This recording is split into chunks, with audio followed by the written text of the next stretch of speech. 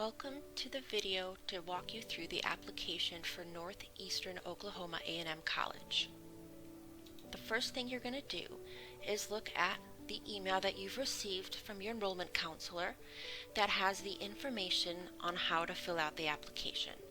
I heartily suggest printing this out and having it next to you as you fill it out, or if you have two screens or if you want to hand write it out, just make sure that you have this information here and this information in numbers 3 and 4 handy because you're going to need it. Then go ahead and click right here where it says by clicking here, and then click on go to link, click on the link, and it'll take you to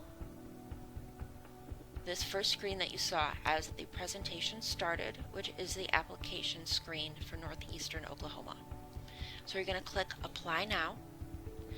You're going to create a login ID. You're going to create a PIN. You're going to verify your PIN.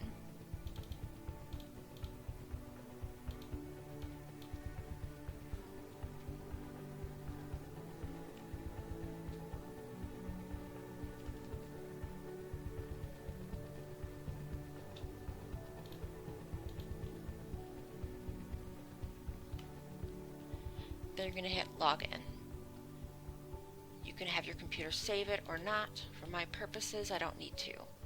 Now, this part is incredibly important.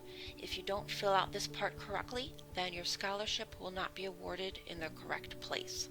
So, this is Graduation Alliance Pathway to Degree for application type, as shown right here in the email that was sent to you from your enrollment counselor. So you're going to go ahead and choose Pathway to Degree, Graduation Alliance Pathway to Degree, hit Continue, and then it's going to ask you to choose the term. Now this can be a little bit confusing because sometimes the terms don't match up with what we typically think of. For example, the spring term actually starts in January. So again, make sure you refer back to the email because right here in red, we will have put exactly when you're supposed to start college, which is what you'll put right here in this slot. Then you're going to go ahead and add in your information.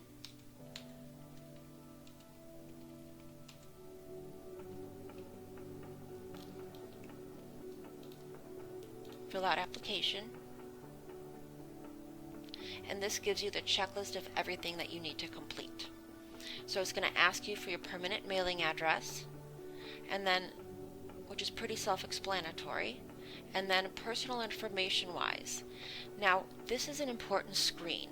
It's going to ask you to fill out the parts that are in red. So C indicates a required field. Have you ever been convicted of a felony? If you click yes, you have to explain why, and you should expect the university to want to talk to you more in depth and for there to potentially be other steps along the process. Okay? If you have been convicted of a felony, it's very important to let your enrollment counselor know so that that's something we can get ahead of and make sure it does not affect your enrollment decision. Then you're going to go ahead and put in your social security number, your birthday, gender, email address twice, cell phone number. Here it's going to ask you if you want to receive text messages, yes or no, marital status, resident of Oklahoma, which does not matter, guys. You're not going to be charged differently depending on how you answer this. Okay, if you say no, you still have to fill this out saying not applicable if you don't live in Oklahoma. Talk about your citizenship, ethnic category, some other information. Okay, if you don't want to fill out the information, you can return to the checklist without saving changes. It's going to ask you for emergency contact information. So it's going to ask for one name and relationship. It can be a spouse, it can be a parent, it can be a good friend.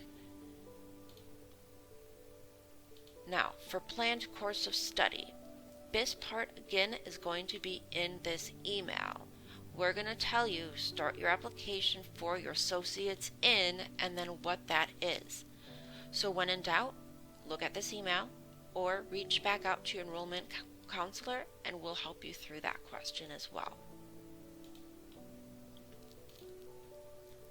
High school. This is where you're going to put in the information from this email, sections 3 and 4. Okay? So right here, that information goes in high school. Now, I know it's a little bit confusing that you're not going to put in the information of the last high school that you attended, but that you're putting in this information of this other high school. The reason being, that's the high school that you're going to as you finish your diploma with us and move on to get your degree. And your student success coordinator will take care of making sure that your final transcript and everything like that, your diploma, is sent over to NEO so that you can start college without any type of holds or issues. Previous college, don't worry about that part. Nobody should really have anything here.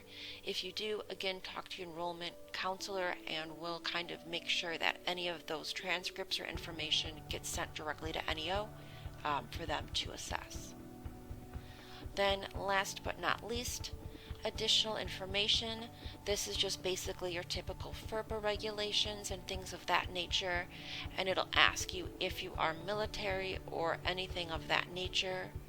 Do not worry about sending any type of vaccine records. The school doesn't care about that.